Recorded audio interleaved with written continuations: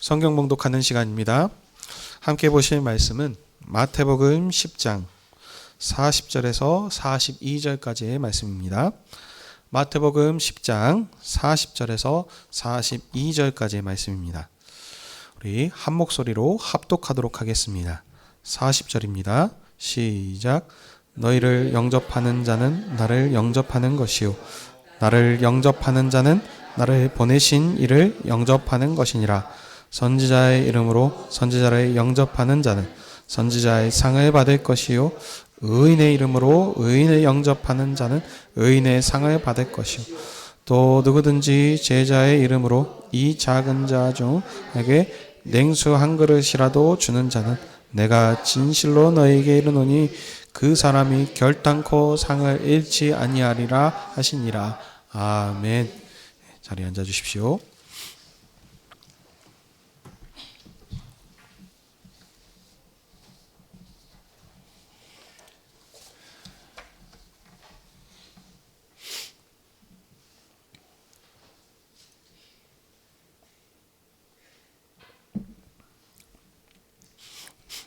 기도하겠습니다. 하나님 아버지, 오늘도 주의 백성들을 하나님 앞으로 부르셔서 진리의 말씀을 듣게 하시니 감사드립니다. 성령님께서 말씀 전하는 저의 입술을 주장하여 주시사 진리의 말씀을 선포케 하시고 청중들에게는 말씀을 사모하는 마음을 주시옵소서. 그래서 선포되는 하나님의 말씀을 통하여 주님의 증인으로서의 정체성을 확실히 알고 그 사명을 충성되게 감당하는 신실한 군사들이 다 되게 해 주시옵소서. 예수님의 이름으로 기도하옵나이다. 아멘. 오늘은 마태복음 10장 40절에서 42절 말씀을 가지고 영접하는 자는 결단코 상을 잃지 않으리라 라고 하는 제목으로 함께 은혜를 나누기 원합니다. 마태복음 10장은 천국왕이신 예수님께서 자신께 나온 무리들을 목자 없는 양같이 불쌍히 여기셔서 이 12제자들을 추수하는 일꾼으로 파송하시면서 제자들을 가르치신 파송 후나 말씀입니다. 예수님께서는 자신이 행했던 권능을 12제자에게 주셔서 이스라엘 집을 사도로 파송하셨습니다.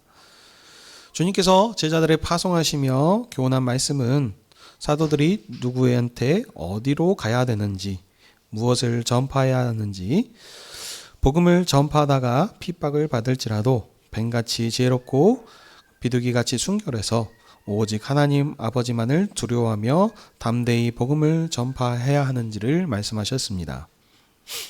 마지막으로는 우리 지난 시간에 살폈던 말씀은 예수님으로 말미암아 가족 간에 불화와 싸움이 있을지라도 그런 중에도 자기 십자가를 지고 오직 주님께 충성할 것을 당부하셨습니다. 오늘 말씀은 이 파송 후나 말씀의 결론의 말씀으로 주님께서 보내신 제자들을 영접하는 것이 어떤 의미가 있는지를 제자들에게 설명하시는 내용과 보냄을 받은 제자들을 영접하는 자는 결단코 상을 잃지 않을 것을 말씀하십니다. 자, 이런 흐름에서 이제 오늘 본문 말씀을 자세히 보도록 하겠습니다. 40절에 보시면 예수님께서 너희를 영접하는 자를 나는 영접하는 것이고 나를 영접하는 자는 나를 보내신 분 곧 하나님 아버지를 영접하는 것이라 라고 이렇게 제자들에게 교훈하고 계십니다. 자, 영접한다는 것은 이제 그 제자들을 집 안으로 이렇게 들이는 것이고 또 들였다는 것은 이제 제자들과 함께 교제하고 또 제자들한테 필요한 이 모든 것들을 제공하고 이렇게 돕는다라는 그런 의미를 가지고 있습니다. 자, 근데 이 보냄받은 제자들은 지금 누구에게 파송을 받았습니까? 바로 주님으로부터 파송을 받았습니다. 예수님께로부터 보냄을 받았는데 무엇을 하도록? 천국 복음을 전파하도록 이렇게 파송을 받은 자들입니다. 그러니까 이 제자들을 영접한다는 것은 단순히 그냥 제자들한테만 이렇게 영접하는 것이 아니고 제자들이 전파하는 천국 복음, 이 복음을 영접했다라는 것이고 이 천국 복음을 영접했다는 것은 반대로 믿는다는 이런 말씀이 되겠습니다. 그러니까 제자들을 영접하는 것은 천국 복음을 받아들이고 믿는 자들입니다. 그러니까 그들이 이 천국 복음을 받아들였기 때문에 이 천국 복음을 전파하는 일에 이제 조금 더 나아간다면 이제 그 일에 필요한 일들, 이 제자들에게 필요한 것들을 이렇게 지원할 것이고 협력하고 도울 거고 이렇게 할 것입니다. 자, 근데 다시 말씀드리면 지금 이 제자들은 지금 누구에게 파송을 받았냐면 바로 예수님께 파송을 받았는데 그러면 예수님 보내신 이 예수님은 누구십니까? 바로 천국 왕이십니다.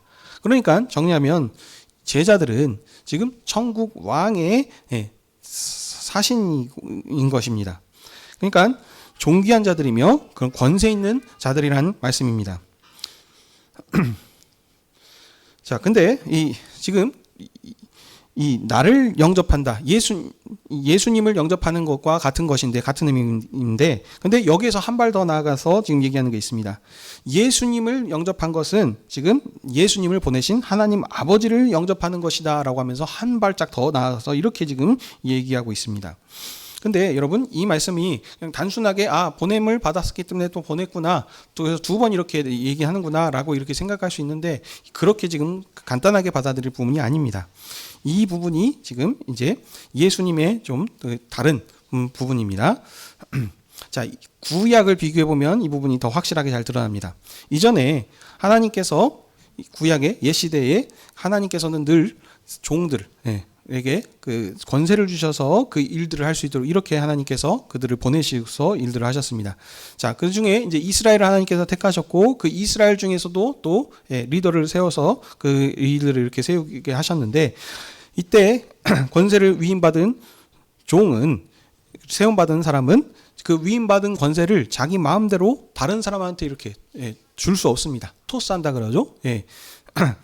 이것을 이렇게 다른 사람한테 넘길 수 없고 오직 그 사람만 그것을 가질 수 있습니다. 예를 들어보면은 하나님께서 이스라엘 백성 출애굽할 때에 모세를 권위자로 세우셨습니다. 그래서 하나님께서 자기의 권위를 모세에게 주셔서 모세를 통해서 그들을 인도하고 출애굽하는 일들을 감당케 하셨습니다. 근데 이 모세가 하나님께서 주신 이 권위를 다른 사람한테 자기 마음대로 줄 수 없다는 것입니다. 모세가 나중에 이제 후계자로 이제 여호수아를 세우는데, 그때에 모세가 그 모세에게 임했던 영이 여호수아에게 갈 때에 모세가 여호수아에게 자기 그 마음대로 이렇게 세운 것이 아니고 하나님께서 지금 모세에게 있던 것을 그 영을 지금 여호수아에게 옮기는 이 일을 통하여서 그렇게 옮겨간 것입니다. 그러니까 모세가 자기 마음대로 이것을 세우고 그래서 이렇게 토스하고 한 것이 아니라는 것입니다. 또 한 가지 예를 들자면 엘리야를 볼 수 있습니다. 엘리야가 이제 이제 분열 왕국 때에 이제 활동했던 선지자인데, 엘리야에게 하나님께서 권세를 주셔서 그런 수많은 기적과 이적들을 보여주면서 그 선지자로서의 역할들을 했었습니다. 근데 이 엘리야 이후에 그 세워진 사람이 있죠. 바로 엘리사입니다. 근데 그때도 엘리야가 자신이 받았던 그 권세를 엘리사에게 그냥 토스하는 것이 아니죠. 구하라 그럽니다. 그래서 엘리사가 나는 갑절의 은혜를 하기를 원한다라고 이렇게 구하는 장면을 볼 수 있습니다. 그래서 엘리야가 기도한 대로 이렇게 하나님께서 하심을 통해서 되면 될 것이고 아니면 말 것이다 라고 이렇게 지금 내가 주는 것이 아니고 하나님께서 일을 할 것이다 라고 이렇게 하는 것을 볼 수 있습니다. 자, 그러니까 지금 구약에서 보시게 되면 하나님께서 자신의 권세를 대리자를 통해서 이렇게 일을 하시도록 이렇게 늘 하나님께서 일하셨는데, 이 세움받은 대리자 권위를 다른 사람한테 자기 마음대로 넘길 수 없다는 것이 이 기본입니다. 자, 근데 지금 하나님께서 예수님을 보내셨습니다. 아들로서 그 권세를 주셔가지고 그 권세를 가지고 예수님께서 천국 왕으로 오셔서 지금 일을 하고 계십니다. 근데 이 예수님께서는 보냄을 받은 자인데, 이 보냄을 받은 자가 어떻습니까? 자기 권세를 가지고 자기 이름으로 지금 12제자들을 파송하시면서 지금 그 권세를 주시고 계신다는 겁니다. 이것은 지금 구약에 그 누구도 이런 일들을 행한 적이 없다는 것입니다. 예수님께서 귀신을 쫓아내고 병든 자를 치료하시고 죽은 자를 살리신 이 권세를 제자들한테로 동일하게 주셔서 제자들을 지금 파송하고 있는 것은 구약 시대에는 이런 일들이 없었다는 겁니다. 그렇기 때문에 이것이 예수님의 독특한 점이고 탁월한 점이며 뛰어난 점입니다. 자, 그러면 왜 예수님께서는 보냄을 받은 자로에도 불구하고 또 보내심을 보냄을 할 수 있는가? 왜냐하면 예수님은 하나님의 아들로서 하나님 아버지께로부터 전권을 위임받은 전무후무한 그런 독생하신 하나님의 아들이시기 때문입니다. 이 아들이신 예수님께서 천국 왕으로 오셨습니다. 그래서 이 천국 왕이신 예수님께서는 아들에게 전권을 다 위임받았기 때문에 아들의 권세로서 이 일들을 행하실 수 있는 것입니다. 마치 이것을 이제 예를 들어보면 산상수훈의 말씀을 우리가 살펴볼 수 있죠. 예수님께서 산상수훈에서 새로운 천국을 설립하시면서 말씀하셨습니다. 모세와 선지자들은 너희들한테 이렇게 얘기했지만 나는 너희에게 이르노니 하면서 지금 천국 왕의 권세로서 하나님의 아들의 권세로서 이것을 지금 다 새롭게 바꾸시지 않습니까? 그래서 너희는 이제 옛 세상 속에 속한 옛 사람이 아니고 지금 새로운 천국 백성이니 이 법을 지키라라고 하면서 하신 이것과 지금 동일한 부분입니다. 그 누구도 모세도 그렇고 엘리야도 그렇고 자기의 뜻을 정하고 내 이름으로 말한 적이 없습니다. 지금 하나님께서 나를 보내신 하나님 아버지께서 이렇게 말하신다라고 하면서 하나님의 말을 대언하기만 했지 내가 너희에게 이르노니 하면서 가르친 적이 없었습니다. 근데 예수님께서는 내가 너희에게 이르노니 이렇게 하는 것이 그러니까 하나님과 같은 권세로 지금 그 일들을 하고 계신다는 겁니다.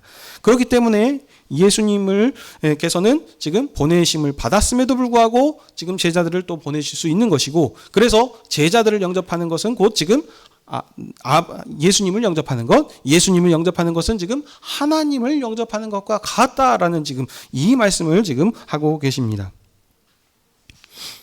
자, 근데 이 말씀을 지금 누구에게 하고 계십니까? 바로 보냄을 받은 제자들한테 하고 계신다는 사실입니다. 지금 이 말씀은 지금 파송 후나 말씀입니다. 제자들을 파송하시면서 제자들한테 지금 가르치시는 말씀입니다. 그러면 왜 그 제자들한테 오늘 예수님께서 이 말씀을 마지막 결론의 말씀으로 그들에게 하고 계시겠습니까? 전체적인 지금 10장의 흐름들을 보시게 되면 제자들이 나아가는 세상은 양을 이리에게 지금 보낸 것 같은 상황입니다. 수많은 핍박과 고난이 있을 것을 지금 얘기하고 있습니다. 복음을 전할 때에 영접하는 자만 있는 것이 아니고 영접하지 않는 자들도 있는 이런 상황이 있을 것입니다. 근데 그런 상황 가운데 너희들이 세상 가운데 고난과 핍박을 받을지라도 어쩌다 너희들이 누구인지를 생각하라 라고 그들의 지금 정체성에 대해서 지금 확실하게 더 말씀하고 있는 것입니다.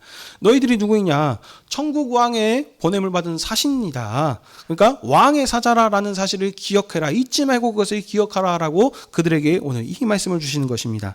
그래서 너희를 영접하는 것은 왕을 영접하는 이 나를 영접하는 것, 천국 왕을 영접하는 것이고 천국 왕의 아버지신 하나님을 영접하는 것과 같은 지금 권세로 너희들이 지금 이 일을 하고 있다. 그러니 너희들의 정체성을 확실하게 붙잡으라라고 그 말씀을 오늘 하기 위해서 주신 것입니다.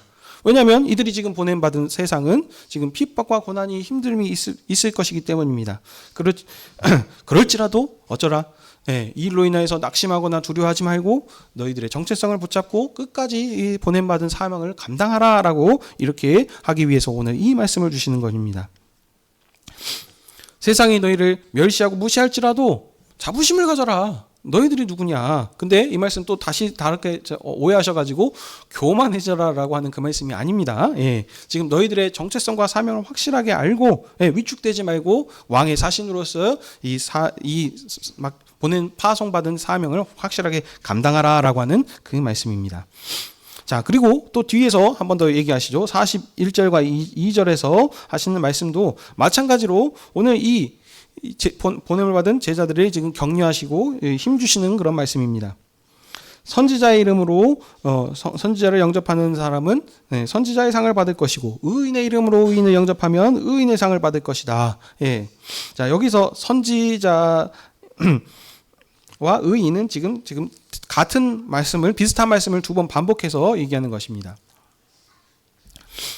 선지자나 의인 지금 전부 다 구약 시대에 하나님의 말씀을 대언하고 하나님의 말씀을 따르는 자들입니다. 그러니까 그들을 그렇게 이해하고 그와 같는 대답을 하면은 그 대접한 대로 상을 준다는 것입니다. 선지자로서 대접을 했느냐? 그러면 선지자의 상을 받을 것이고, 의인으로서 대접을 했으면 의인과 같은 상을 줄 것이다 라는 지금 그 말씀입니다. 그러니까 비슷한 말을 두 번 반복했다는 것은 강조하는 지금 표현입니다. 근데 여기에서 끝나지 않고 42절 보시게 되면은 이것을 이제 마지막 그 결론에 힘을 줘서 지금 강조하시는 말씀인데, 여기에서는 지금 얘기하기를 처음 시작 말씀을 뭐라 그럽니까? 누구든지 하면서 이제 모든 사람한테로 지금 확대해서 지금 얘기하고 있습니다.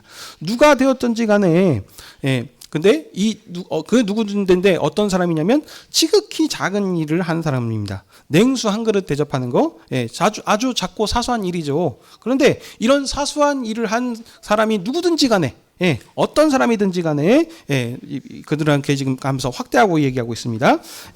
선지자나 의인과는 비교할 수 없습니다. 아주 작은 것인 것이요. 그렇게 작은 것을 했을지라도 지금 얘기합니다. 결단코 상을 잃지 아니하리라 라고 이렇게 얘기하고 있습니다. 여러분, 이 말씀이 그러니까 그 부정을 두 번 지금 반복하는 겁니다. 부정의 부정. 그러니까 무슨 말이냐면 그냥 그 부정을 두 번 반복하면은 긍정이 되는 것입니다. 어떤 긍정? 강력한 긍정이 되는 겁니다. 한마디로 정리하면 무엇이냐? 반드시 상을 잃을 것이다. 결단코 상을 잃지 않을 것이다 라고 하는 부정과 부정은 분명한 확실한 상이 있을 것이다 라는 지금 강조의 표현인 것입니다. 그러니까 진실로 너에게 이른다라고 하면서 지금 강조를 더해서 아주 작은 일이라 할지라도 하나님 이것을 그냥 지나가지 않으실 것이다. 분명한 상을 주실 것이다 라고 이렇게 지금 얘기하고 계십니다. 근데 여러분, 이 말씀을 지금 누구에게 하고 계신다고요? 바로 보냄을 받는 제자들한테 오늘 이 말씀을 하고 계신다는 겁니다. 보통 우리가 봤을 때는 이 말씀을 영접하는 사람들한테 해야 될 것 같은데, 영접하는 사람들한테 하는 것이 아니고 파송을 받아야 되는 제자들한테 지금 파송 후나 말씀의 결론의 말씀으로 오늘 이 말씀을 하고 계십니다. 자, 아까도 말씀드렸다시피 그러면 왜 지금 이 말씀을 제자들에게 하고 계십니까? 앞부분과 연결됩니다. 너희들은 천국 왕의 사신이다. 권세 있는 자들이지 않느냐. 그러니 너희들 핍박과 고난을 받을지라도 두려워하지 말고 그것으로 인하여 위축되지 말아라. 너희들은 왕의 사신이기 때문에 너희들을 영접하는 자들한테는 이러이러한 일들을 하나님께서 하실 것이다. 이러한 상을 주실 것이다. 지극히 작은 것 하나라도 하나님께서 챙기시고 보시고 입히실 것이다. 그러니 너희는 이런 존귀한 왕의 사신이기 때문에 지극히 작은 일들까지도 하나님께서 책임지고 상을 주실 것이기 때문에 너희들은 두려워하지 말고 보냄바 파송받은 그 일들을 끝까지 충성되이 완수하라 라고 오늘 이 말씀을 하시면서 파송 후나 말씀의 결론을 지금 말씀하고 계십니다. 제자들에게 다시 한번 너희들이 지금 보냄받은 그 정체성이 누구인지에 대해서 그를 지금 일깨우고 계신 말씀입니다. 말씀을 맺겠습니다. 오늘 주님께서 본문의 이 말씀을 지금 파송하는 제자들에게 지금 하시는 결론의 말씀이 되겠습니다. 계속 말씀드리지만 목적은 무엇이었습니까? 그들이 보냄을 받을 때 권세 있는 천국 왕의 제자로 나가서 사도로서 일을 할 때에 좋은 일들만 있는 것이 아닙니다. 수많은 어려움과 고난과 핍박이 있을 것입니다. 그때에 그 핍박 중에라도 주님께서 하셨던 오늘 이 말씀을 기억해서 끝까지 그것으로 인해서 낙심하거나 실패하고 그것이 돌아오지 말고 끝까지 이것들을 기억하면서 완수하라라고 그렇게 힘을 주시기 위해서 그들의 정체성과 사명에 대해서 이렇게 지금 강조하고 하신 말씀입니다. 그러면 여러분 생각해 보십시오. 파송받은 12 제자들 오늘 전체 지금 흐름 가운데 10장 전체를 보면 어떻습니까? 예수님께서 하셨던 그런 귀신을 고치고 쫓아내고 병을 고치고 죽은 자를 살리는 권세를 있는 자들로서 그들이 파송을 받았습니다. 하지만 그때에 그 파송받을 때 그들에게 뭐라 그랬습니까? 너희들 배낭이나 지갑이나 뭐 이런 것들, 두 신발, 그러니까 이런 거 갖고 가지 말라 그랬습니다. 왜냐? 파송받은 자이기 때문에 보내심을 받은 자께서 그런 것들을 다 공급해 주실 것이다. 너희들 지금 마지막 결론의 말씀과도 연결되지 않습니까? 선지자로서 영접한 자에게는 선지자의 상을, 의인으로 한 자에게는 의인의 상, 지극히 작은 냉수 한 그릇이라도 대접한 자에게는 하나님께서 그것을 그냥 무시하지 않고 그만한 그런 상을 주실 것이다 라고 얘기하지 않습니까? 한마디로 너희들 그냥 가더라도 보내신 천국 왕께서 너희들의 모든 것들을 책임지시고 함께 하시고 인도하실 것이다. 그러니 핍박과 고난과 역경이 있을지라도 이 일로 인하여서 이것으로 낙심하거나 두려워 떨지 말고 끝까지 충성되게 죽기까지 이 사명을, 이 십자가를 지고 나와 함께 이 사명을 완수해내라 라고 그들을 그렇게 지금 격려하고 계신 말씀입니다. 그러면 사랑하는 성도 여러분, 이렇게 보냄받은 제자들, 처음에는 잘 감당하다가 마지막 부분에 가시면 어떻습니까? 다 이렇게 주님의 일들을 잘 감당했지만 예수님이 붙잡히실 때 다 도망가고 없어졌던 사람들입니다. 하지만 부활하신 주님께서 오심을 통해서 성령님을 받은 그 이후에는 이들이 보냄받은 사명을 죽기까지 완수했습니다. 그래서 이 주들의 복음 전파를 통하여서 초대교회들이 세워졌고, 이 초대교회들을 통해서 복음이 계속해서 확장되어서 여기 2억 마일이 떨어져 있는 여기 이 대한민국까지 복음이 전파되었고, 오늘 우리가 이 복음을 듣는 자들로서 이것이 우리 지금 이 복음이 전파된 증거인 것입니다.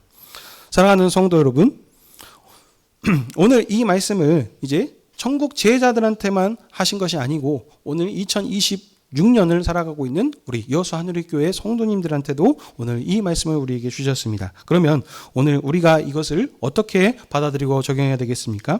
우리가 지금 듣고 있는 이 말씀은 지금 왕의 식탁장에서 왕이 만찬에 지금 이 말씀을 우리가 듣고 있습니다. 근데 우리가 지금 듣고 있는 이 상이 다른 것이 아니고 주님이 부활하신 이후의 삶을 살고 시대에 지금 이 말씀을 듣고 있는 것입니다. 지금 제자들은 예수님이 부활하시기 전에는 다들 도망가고 이렇게 했었지만 부활하신 이후에 그 성령에 힘입어서 지금 끝까지 죽기까지 완수했었던 것 같은, 우리는 지금 이 부활 이후에 지금 이 주님의 상에서 이 말씀을 듣고 있습니다. 우리는 그러면 어떤 자들입니까? 우리 이방인들이었습니다. 언약과 관계없는 자들이었고 지극히 작은 자들이었는데 주님께서 우리를 긍휼히 여겨주셔서 잃어버린 양과 같은 자들로, 무리들로 우리를 불쌍히 여기셔서 우리를 친히 찾아가 주셔서 복음을 먼저 듣게 하시고 깨닫게 하셔서 이렇게 주님의 상에서 함께 먹고 마실 수 있도록 이렇게 은혜를 베풀어 주셨습니다. 참 너무나 감사한 일이 아니겠습니까? 그런데 우리만 먹고 잘 살라라고 그렇게 끝난 것이 아니고 이제 제자들을 보내신 것 같이 우리 교회를, 우리들을 이제 마지막 시대를 봉사하는 주님의 사명을 감당하는 자들로서 세상에 우리를 보내셨습니다. 우리가 보냄을 받은 자들로서 마지막 사명을 감당하는 자들입니다. 사랑하는 성도 여러분, 우리가 주님께 이름으로 세상에 나아갑니다. 그러면 제자들이 겪었던 것과 같은 그런 역경과 고난과 핍박이 우리에게도 동일하게 있을 것입니다. 왜냐하면 우리 왕 되신 주님께서도 그런 핍박과 고난을 당하셔서 십자가에 죽기까지 그런 고난을 당하셨을 뿐만 아니라 제자들도 이렇게 그런 고난을 당했고 마찬가지입니다. 지금도 그 그리스도를 거절하는 세상의 사도들을 죽인 세상이 여전히 우리를 좋아하지 않고 우리 뭔 소리 하느냐 이렇게 하면서 우리를 무시하고 핍박할 것입니다.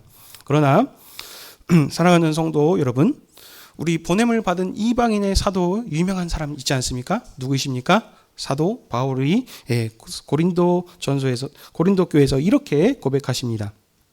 우리가 세상에는 무명한 자 같으나 우리는 무명한 자가 아니고 유명한 자다라고 얘기하고 있습니다. 왜입니까? 세상은, 주님을 모르는 세상은 우리들이 별 볼 일 없습니다. 아이고 뭐 힘도 없고 작은 교회고 뭐 아무런 보잘것이 없는, 세상에서 봤을 땐 지극히 작은 자들이지만 우리는 세상에 속한 자들이 아닙니다. 우리는 천국 왕의 백성이며 천국 왕의 권세 있는 하나님의 아들과 딸들 아니겠습니까? 우리는 세상에서는 무명하지만 하나님 나라 안에서는 우리같이 권세 있고 유명한 자들이 없습니다. 세상에서 우리가 주님의 말씀대로 살아가면 여러 가지 힘들고 어려운 일들이 있을 것입니다.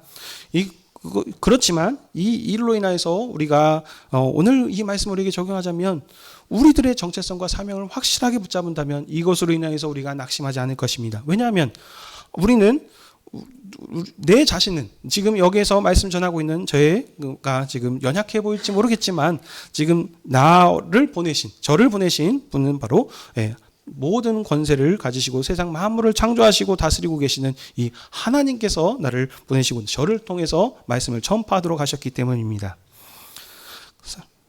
사랑하는 성도 여러분, 저뿐만이 아니고 우리 모든 자들이 지금 하나님의 권세 있는 천국 왕의 그런 사신들입니다. 이 사실을 여러분 기억하십시다. 우리가 가난하다 그래서 걱정할 것이 없습니다. 왜냐하면 하나님의 약속의 말씀이 우리에게 있지 않습니까?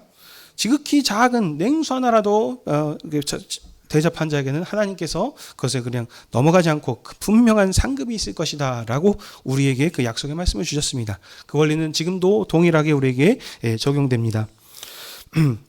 세상은 우리를 멸시하면서 우리에게 뭔가 무엇을 얻을까 이렇게 뺏어갈까라고 이렇게 할지 모르겠지만 하나님께서 우리와 함께 하시고 임마누엘로 함께 하심으로 우리의 부족한 모든 것들을 공급하시고 진히 입히시고 우리를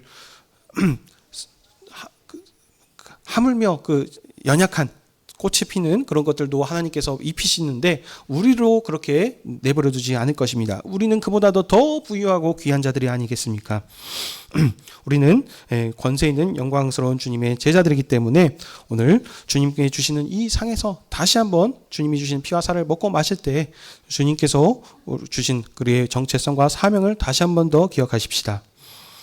그래서 우리 주님께서 우리에게 말씀하십니다. 십자가를 지고 내가 갔던 것처럼 너희들 자기 십자가를 지고 주를 위해서 감당하는 그런 핍박과 고난을 감사함으로 기쁨으로 그것을 감당하면서 죽기까지 순종하면서 이 길을 같이 가자라고 그렇게 얘기하십니다. 주님 오시는 그 날까지 우리 말씀을 확실히 붙잡아서 세상에 어떤 어려운 일이 있을지라도 흔들림이 없이 이 천국 복음을 온 세상 만방에 힘있게 전파하며 나아갈 수 있는 증언하시는 형제 자매들이 되시길 주님의 이름으로 축복합니다. 아멘. 기도하겠습니다. 하나님 아버지, 오늘도 저희를 주님의 상 앞으로 부르셔서 주님의 음성을 듣게 하여 주시니 참으로 감사드립니다.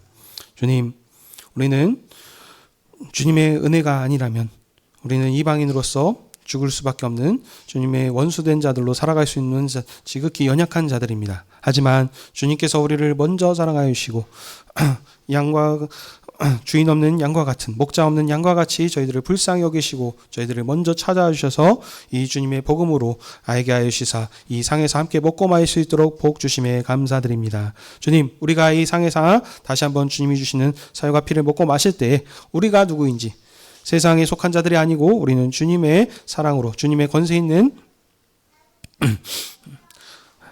증인이라는 사실을 다시 한번 기억하게 하셔서 세상에 나가서 세상에 어떤 어려움과 역경이 있을지라도 이것으로 인하여 낙심하거나 낭망하는 것이 아니고 끝까지 주님 오실 때까지 충성되게 이 사명을 감당해 나가는 천국 복음을 전파하는 그런 증인의 삶을 감당하는 저희들 되게 해 주시옵소서. 감사드리며 이 모든 말씀 우리 주 예수 그리스도의 이름으로 기도드립니다. 아멘.